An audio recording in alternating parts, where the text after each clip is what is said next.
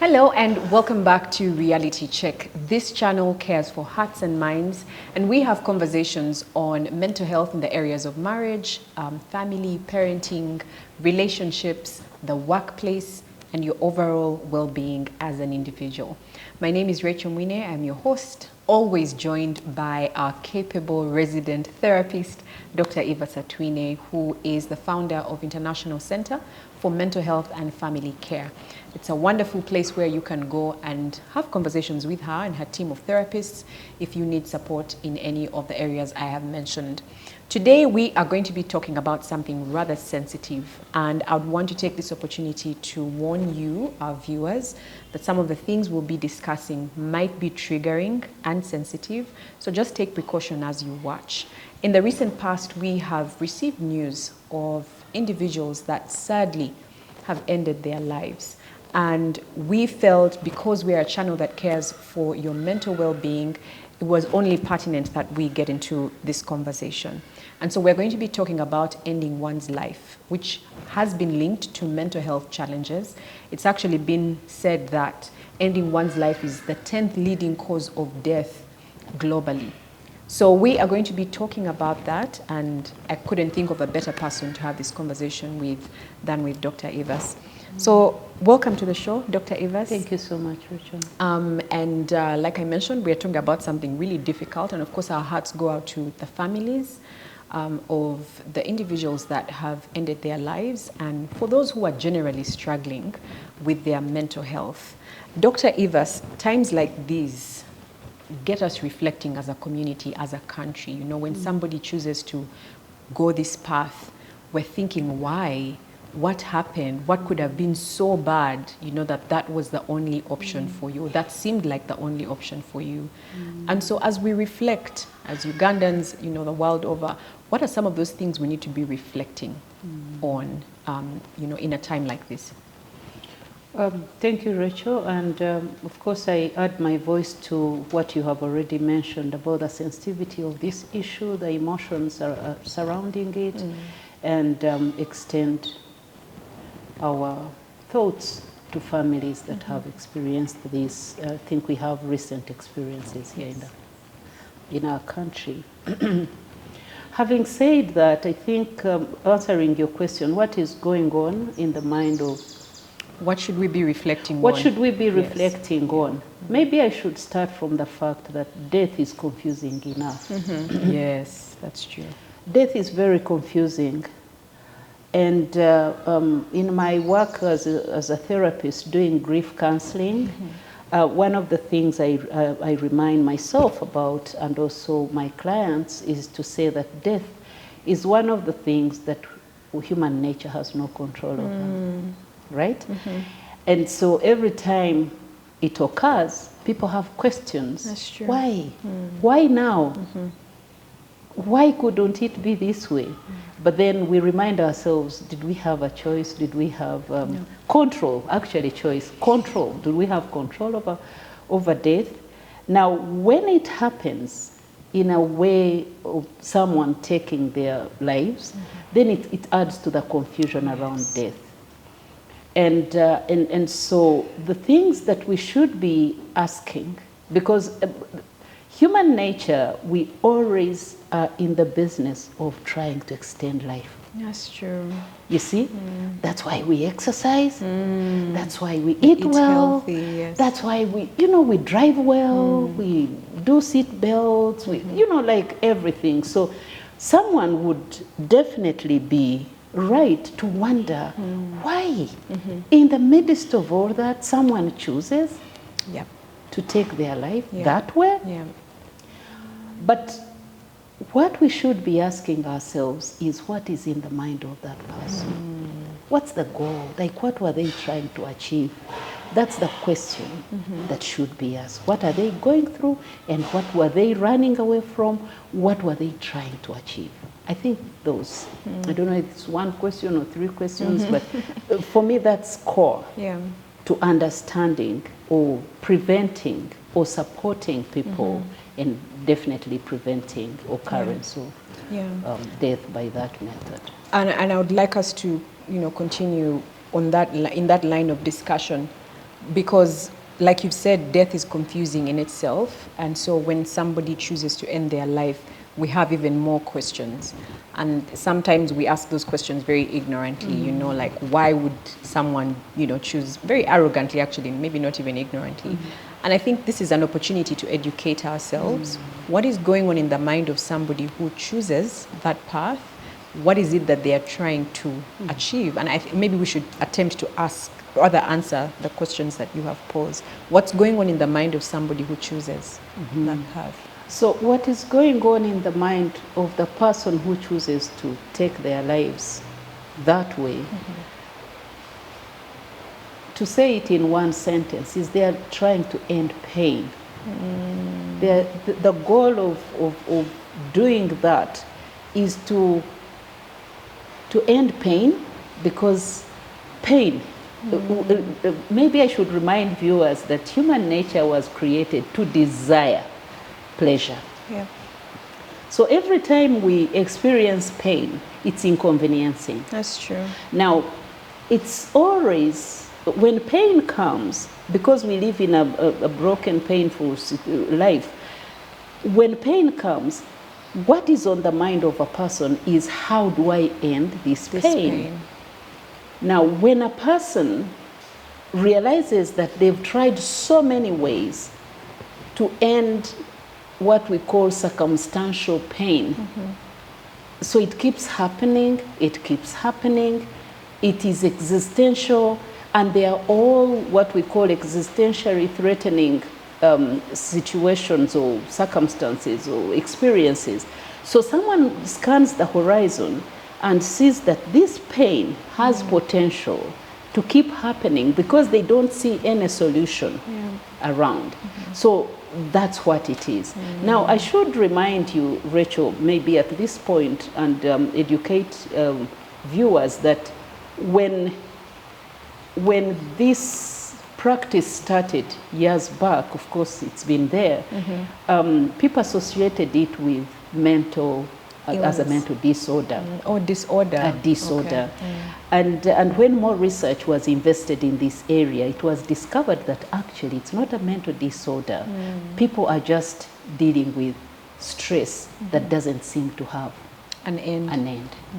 So that's the goal of whatever is on the mind of this person is, I cannot keep with this pain.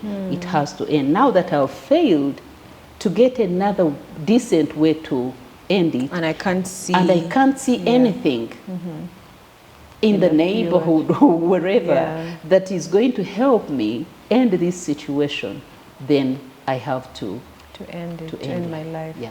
Wow. And I think really the goal of this conversation is so that we educate ourselves. Education of yourself allows you empathy towards the victims' families, but also towards those who are still living, because there's such a thing as suicidal ideation, or taking one's life ideation. People are having those thoughts, and maybe one of the other questions that people are asking themselves in this time is, did I miss the signs? You know, can I miss the signs? You know, is it possible for me to have a friend, a colleague, a family member who is struggling with this ideation, and I miss it, you know, and only maybe remember or think about it after it has happened? And so maybe the question is, what can we do to support people who have these ideations? What kind of conversation? And I imagine it's a very difficult conversation to have for those who are open enough to say, look, this is what I am thinking about. What are those conversations that we should be having with, you know, our community? Right. Yeah. Maybe, Rachel, before I go to that, let me help viewers understand that because we ended it at a point that there are existential challenges, and it continues to happen. It continues to happen. Now, I should mention that we need to pay attention to some of the things. Like, once again, people desire pleasure. That's true. But if they are subjected to circumstances that threaten pleasure. You know, that create endless pain, endless painful experiences, then it's likely, you know, that's what leads to people into ideation. Now, some of the things, I was looking at some of the causes, or what we see, or what research is showing us. Some of the causes, a history of trauma. So someone who has had a history of trauma, these painful experiences, and trauma by its nature needs to be resolved. That's why therapy is important. Yes. But some people have suffered trauma, what we call, for instance, childhood adversity. So right from the time you were a child, you've suffered pain. You've been subjected to certain things, and then you continue with, you numb. You just send it to your subconscious mind, but you don't resolve it. And so that history of trauma, which is unresolved. Number two, rejection. Rejection, because every human being desires acceptance. Yep. When we are accepted, we get pleasure, we feel needed, life has meaning. But when we are rejected, it's a horrible place to be. Yeah. You see, family conflicts. Yeah, family conflicts. Now, for instance, in our work as therapists, it's not uncommon to meet, for instance, children who have had suicidal ideation, because they look around, they see the family. There's so much pain in the family. There is, where there is conflict. Family separation and breakdown. Again, we are seeing science trends are showing that children, for instance, from families which are broken, they have a lot of this, because it leads to hopelessness. Because again, a child looks around and says, where is this ending? Yeah, and the pain is so much. I mean, situations like, again, even adults especially, of course, we all deal with difficult circumstances, debts and financial challenges and loss of property and so many things that happen, but also breakdown in relationships. That's true. Because I've said it on this show that we need to pay attention to relationships. Maybe I would be answering your first question. One of the things that we need to pay attention to is the power of relationships, because our relational health, when we lose it, then people lose hope. That's true. You see, when you don't have money, you know that you can probably get some money from a somewhere. family member. But once there is a breakdown in relationships, it's harder, and it can create excessive hopelessness. Yeah. Now, having said that, you were asking the question, which I've forgotten. It's okay. So I was asking that, in times like this, one of the other things that people are asking themselves is, did I miss the signs? Or did I miss the signs? Yes. So how do we support people? How do we notice those signs and then go on to have the conversation? So we have to understand that when someone gets to a point where they say, it has all failed, it has all failed. Number one, we need to pay attention to how someone progresses into depression, into hopelessness. You see, when we say depression, it sounds like a big concept. We've talked about it here. But suicide is a result of hopelessness.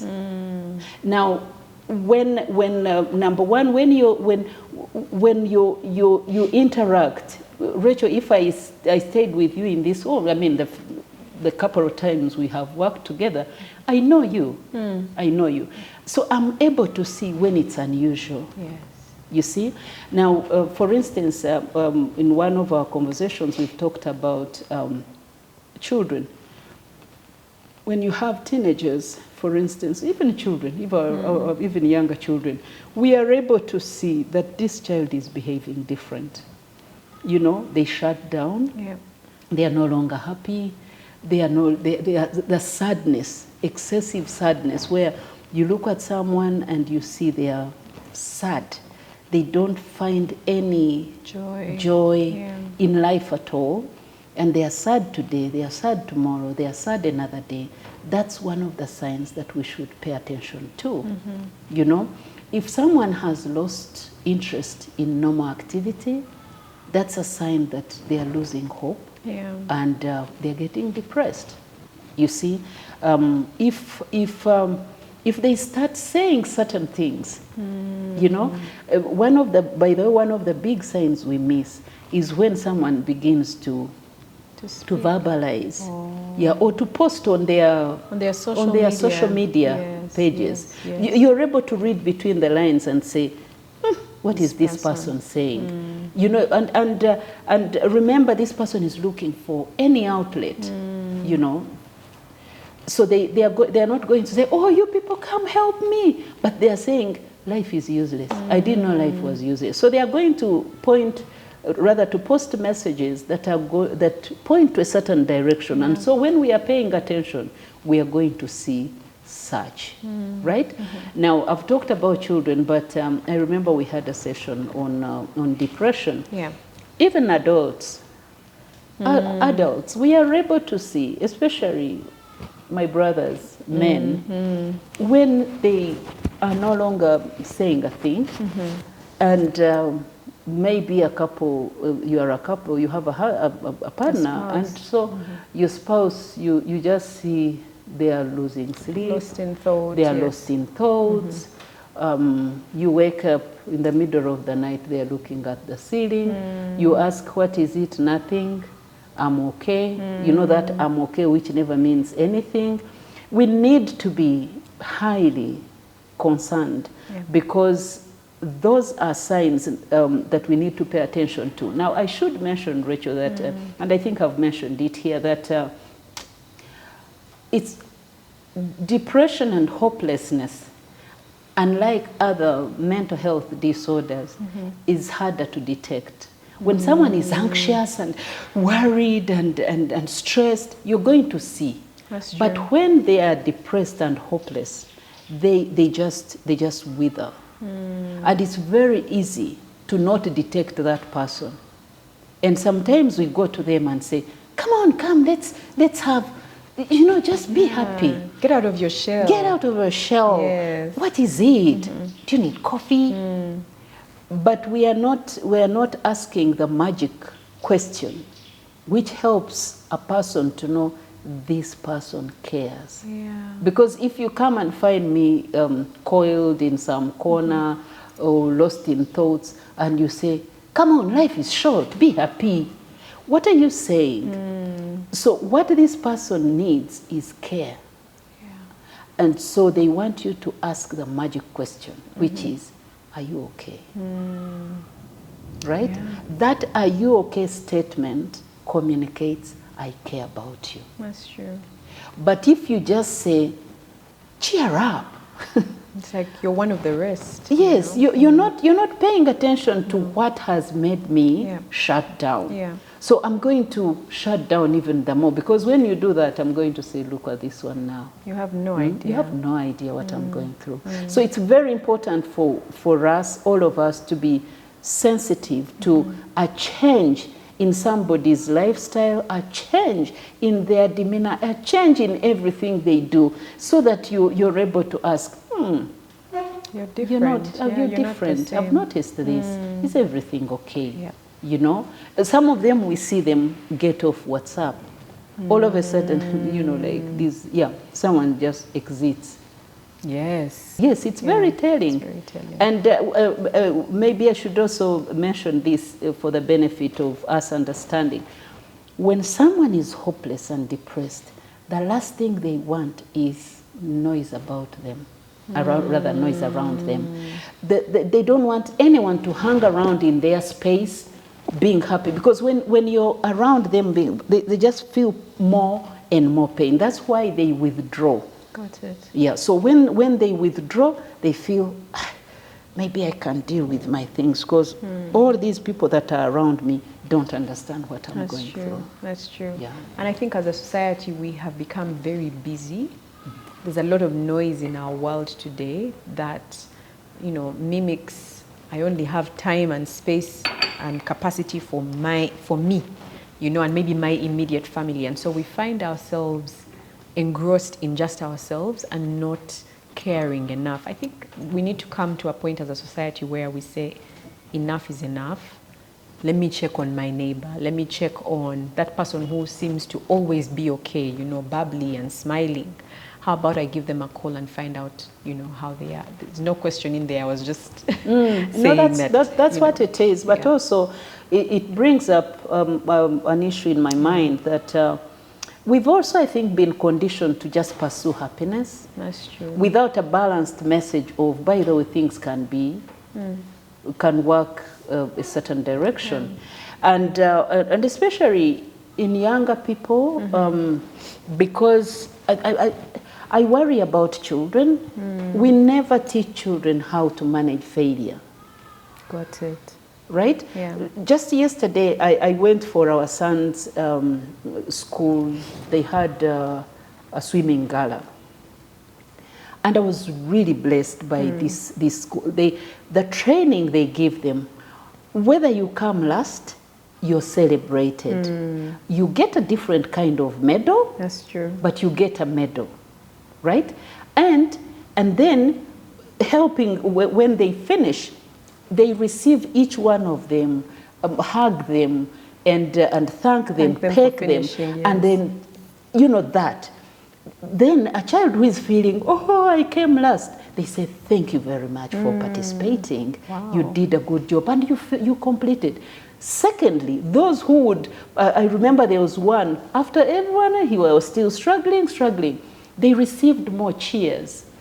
Everyone was saying, keep coming, you're almost there, keep coming. It taught me a big lesson. I mean, it just reminded me. But it is very important for us to give a balanced message in life, in nurturing, generally the way we look at life, for people to know that, yes, we pursue pleasure, but there are going to be circumstances, there are going to be seasons in life where you're going to struggle. That's true. Right? So that we don't have people who have what we call low pain, pain tolerance levels. Yes, low pain tolerance. Yes, no pain tolerance. So they say, no, life is so hard in just a small thing. And I'm not minimizing anything, but I think it is important for us to know that, yes, life presents in seasons. Yeah. There is this hard season. It may not last. Yeah. But also, when you're in the midst of this situation, you're not going to see so many options. That's why you need to talk to someone, and they help you to see other options. That's, for instance, what we do in therapy. Yeah. We help people not to be stuck and run out of options. Got it. Yeah. Got it. I think for me, the other thing that I thought was worth noting is, and again, we've had this conversation on depression in men. I think men are silently struggling. And so in my own thinking, and you can correct me if I'm wrong, the ideation to take one's life might be greater in the men because of the burdens that they carry, and I guess the fact that they don't really have outlets, healthy outlets where they can share and be vulnerable and open up about, you know, their challenges. And so maybe I wanted you to speak into that. How do we support the men in our society? You can even start right from, you know, our little ones, the boys that we are raising, but talk about the men. Yeah. Interestingly, ideation is highest amongst women. Really? But men succeed more. Interesting. Yeah. Research, again, science is showing us that women get more ideas to take their lives, but men, the rate of success rate is highest amongst men. Them, they act on it. They're more decisive. Yeah, they are more decisive. Men,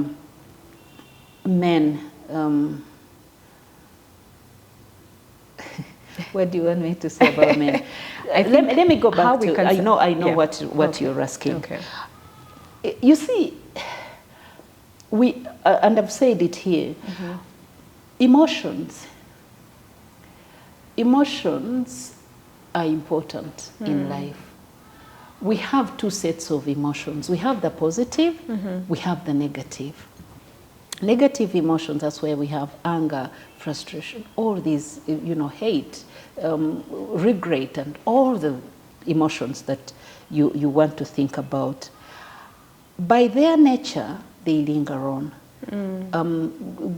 Good emotions, positive emotions, joy, happiness, excitement, all, they are also there. And I always tell people that the use of positive emotions is to celebrate life. That's true. The use of negative emotions is to remind us of actions we need to take. For instance, healthy actions that we need to take.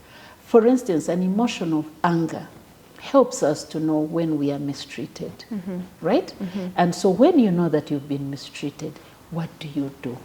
An emotion of regret, for instance, helps us to know where we missed the mark, or what we should have done better. And then it reminds us that we have chance to go back to it and do it better. That's because, I mean, some of you who have been in my life as a therapist, you've heard me say that life is about reset buttons, second chances, and that's what it is. Yeah. Now, why I'm taking you back, Rachel, is that emotions by their nature are supposed to be expressed, right? They are not supposed to be suppressed. We are supposed to express them. If you're happy, you express. If you love, you express love. Yeah. Negative emotions as well need to be expressed and released, not to be suffocated. Because every time we bottle up, the body cannot contain it.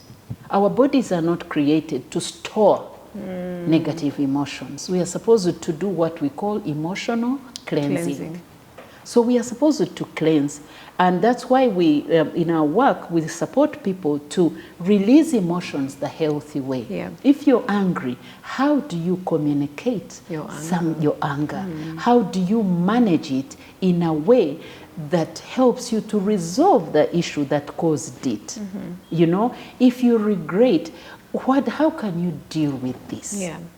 Because we have tools in life that help us to do that. For instance, if you regret an action, we have a tool like repentance. Yeah. This is not a church thing, it's a tool in life that helps us. We have owning up, we have acknowledging a problem, we have the turning away. All those are tools that help us to resolve an issue. But then what happens? What happens is that most people trap emotions. Yeah. When something happens, when they are angry, then they bottle up, right? Now, you've asked me to talk about men. Women, by their nature, they release emotions by talking. This is one of the biggest outlets of emotions, speaking, so that's why you hear statements like a problem shared is halfway solved. You see? So, but men have been told, be a man. Be a man. Be a man. Be in charge. Some of those damaging statements that make them bottle their feelings. You see? If he's unhappy, he's not going to talk about it. He's hard, don't talk. But also, they haven't been helped to know how to communicate in an effective way. How do you self-advocate? You see? Because if you treat me bad and I come to you and say, I'll get angry, but I'll come to you and say, Rachel, the way you treated me, I really didn't like it. But our men have been told, talking is just for women. It's gossip. It is. But they don't know that the emotions they have on the inside need to be released. If they're angry, it's okay. Even the Bible doesn't stop us from being angry. That's true. The Bible says when you're angry. It doesn't say if you. No, when you're angry. That's acknowledgement that the emotion of anger was created by God. Now, they store anger, they store rage, they store I don't know what else, they store all these emotions. And even when they commit a mistake, they don't know how to deal with it. They don't know how to apologize. You see, we've grown up in times where we've heard statements like, oh, men don't say sorry. Now, they don't understand that, for instance, opening your mouth and saying, I'm sorry, you're doing your own emotional cleansing. Yes. But if you trap this and say, I'm not going to say sorry, what are you doing? You're burdening your body. You're burdening your emotional structure. And you cannot hold on to that for long. Yeah. And of course, we see this so much. For instance, when you know in your conscience, we are all fitted with a conscience, that internal accountability system that helps us to know that here I've done wrong and I need to. But then you hold on to it and say, I'm not going to do this. She has to say. So the way our men have been, the way men have been conditioned, some, right? I don't want to generalize. Not all. The way, not all.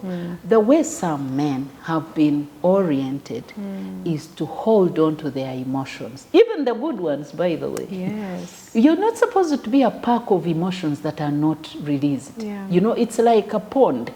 When you put water in a pond, what happens?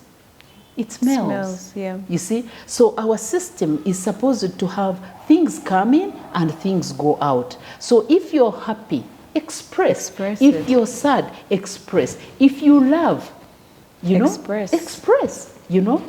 Express. Tell your wife that you love them. Now, some people are just there, and then, you know, even when a wife reaches out and says, do you love me?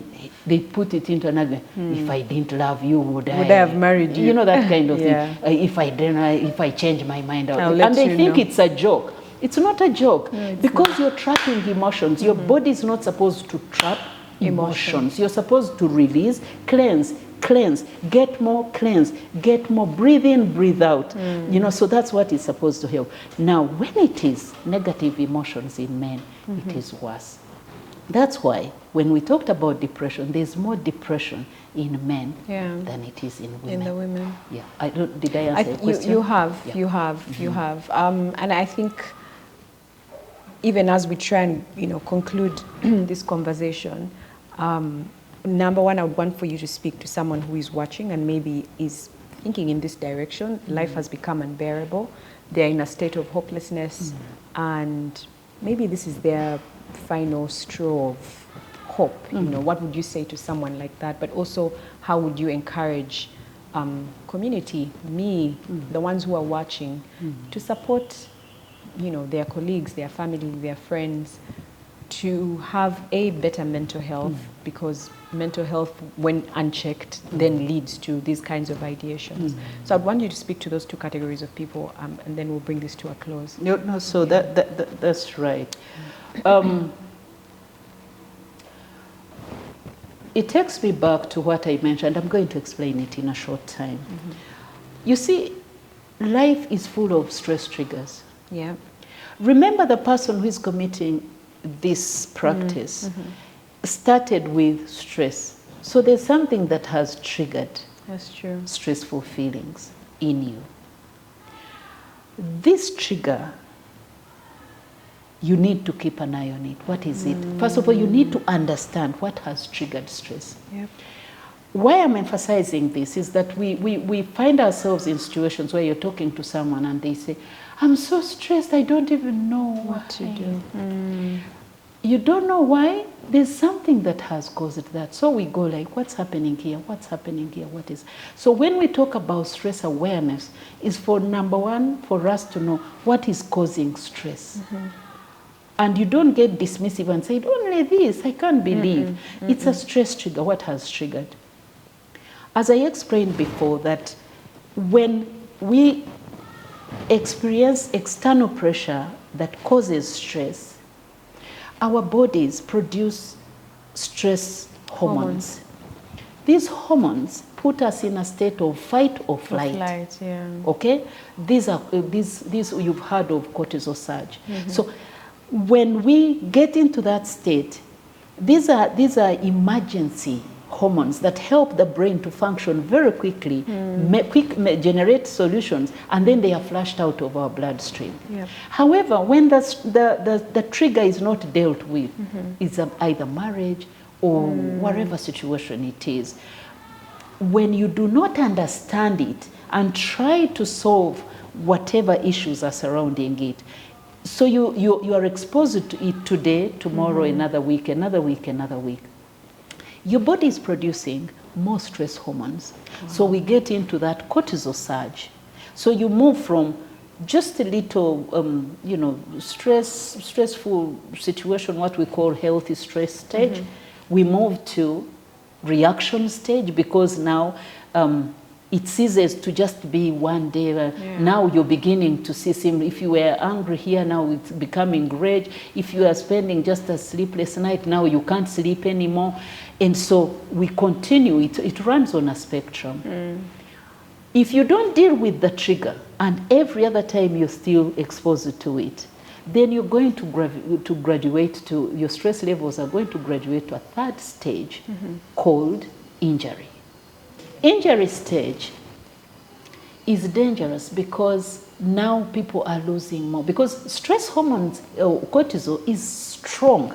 It wears us out. So you keep losing energy. Your brain gets disoriented. Foggy, You begin feeling sour. You no longer want to see people around you. You're losing sleep. You're losing pleasure. Every form of pleasure is beginning to get lost. Right? Yeah. And so at this stage, that's why I was saying, this stage, that's where you see people begin to withdraw. They no longer want anyone to hang around in their space being happy because they feel sour. If you don't still deal with the trigger, your stress levels, remember cortisol is just being generated in your bloodstream. So you're going to get to graduate to a stage we call illness. Or illness. Or depression. Okay. So that stage is the last stage where people then become they get, have those ideations. They have the ideations to end their lives. Now, by this time, they are saying, something that started there, I tried to solve it, it couldn't. I can't solve, so they get here. You see? So a person in that, so the message I'm giving here is that at this last stage, you're weighed down, no more energy, no more, you cannot function, the mental disorientation, and so it's harder. So the message I would give, you asked that what message would I, because we all are exposed to stress. That's true. But stress gets solved, we have to solve the problem. A problem has to be solved. If for instance, the problem is coming from your marriage, there is no problem that can't be solved. That's true. I always tell people that there are 1,000 ways to solve a problem, right? And so you need to seek help and talk to someone. Now, I should mention that in the first two stages, which is healthy stress and reaction stage, here you can benefit from friends, your social support system. You can tell your mom, you can speak to your friend, you can, and of course women are better here because as we say, Rachel, do you know what I'm going through? Yes. And then men think that's gossip. It's not. It's actually releasing. But of course we are also not setting women up to take all the stories everywhere. I know. However, stage 3, which is injury, and stage 4, which is illness, those stages are delicate. They are dangerous because by this point, sometimes you can't speak sense to anyone and they understand it. That's true. Because there is a problem with the way the brain is perceiving or conceiving ideas. So it's always advisable that if you can still benefit from the first two stages and you have a social support system, you can talk to your pastor, you can talk to, they can help, then that's okay. But at a stage of depression, sometimes it requires medication, right? Got it. Yeah, sometimes it requires medication, so that the brain can be chemicals rewired, can be rewired. Yeah, you can have a rewiring and be able to perceive even the help that you're receiving in the right way. So my message would be: don't wait until you get to this stage. Every problem can be solved. That's true. Now, these other stages, it's very important to deal with professionals, right? Because those are delicate stages. For instance, I had people talk last week about the recent experience in Uganda, and they were saying, how can you do this? Why do you shut up? Why do you keep quiet? These are people who are so silent. They are arrogance. Quiet. Now, that arrogance and the audacity to think that you understand what someone is going through, it's unbelievable. But you see, this you who is talking, you're reasoning. Now, I've always told people, and I shouldn't forget to mention this here, that by the time someone chooses to take their life, they are not thinking logically. No. There's no rational thinking. Now, when it has just happened, or maybe someone is, that's why most people, by the way, don't share about what they are thinking. They don't talk about ideation because they know they are going to be judged. Yes. No one is going to understand them, the stigma around it and all that. Yeah. So they will just process this internally, do internal dialogue, come to a conclusion and say, I cannot manage. Now, the persons who are outside of this person's life are thinking logically. Yes. Emotions have no logic. That's true. You see, emotions by their nature have no logic and have no future. You see, I can be feeling a certain way now, but tomorrow I feel a certain way, or next moment I feel a certain way, depending on the circumstances. So you who is analyzing it, you're analyzing it from with logic, from a logical, yeah. rational standpoint. Yeah. This person is just feeling. So they are just processing feelings and not thinking. You know, so when you start saying, instead of jumping, why didn't they at least take something and sleep? Yes. You're out of the situation. You don't understand what someone is going through. Probably it was just that momentary point where they felt, I'm done. You see, I'm done. So, but I want to encourage people to say, please seek help. Yeah. Seek help. There are 1,000 ways to solve a problem. If you don't see it as we say, you can't see a full picture. Your full picture if you are in the frame. Now, when we are struggling, when we have problems, we are framed up, so to say. And so you just say, like, what's the point? What's the point? I've been there. I've tried to solve this marriage. You know, this partner has cheated on me last year, the other year, the other year. Now it cannot. And they don't know that there is a turning point in each person's life. And so we need to exercise grace, and for ourselves, but also the people we relate with, but also for God to know that, to give God a chance to know that He can always help solve a problem. Yeah. But thank you so much, Dr. Everts, for expounding on what taking one's life means and what's going on in the mind of an individual who decides that that's the path that they want to take. I think for me, more than anything, one of the things I've been reflecting on is not to speak arrogantly about what I don't understand, because like you've explained it, I'm thinking rationally in that moment and someone else is not thinking rationally. You're thinking emotionally. Emotionally, and they've been through the process, they've thought all sorts of things. By the time they come to that decision, for them, in their minds, this is all that I can do, And so just to encourage you, our audience, check on your friends, check on your family, check on your colleagues, check on the people. There's a very common saying that says, check on your strong friends, the ones who seem like they've got it together. Yes, and when you see an indication of a thought, don't take it light. Don't ignore it. Don't ignore it. Because I've seen somewhere where someone sent a message to a friend and say, this is what I'm thinking. And they say, stop, that's devilish. And that's what... Don't First of all, don't be dismissive. Don't criminalize. Don't extend stigma. Don't just care. Just care. Just say, I care about you. Because we connect with that. That's true. Let's just be caring and kinder to each other. And please do let us know in our comment section if this has been helpful. If you have any questions regarding our conversation today, please post them in our comment section. We are always there, responding to some of your comments, and I'm sure a doctor will be available to answer your questions, your queries about this subject. We'll be back again next week with another conversation. In the meantime, stay well, stay healthy. We'll see you next week. Bye-bye.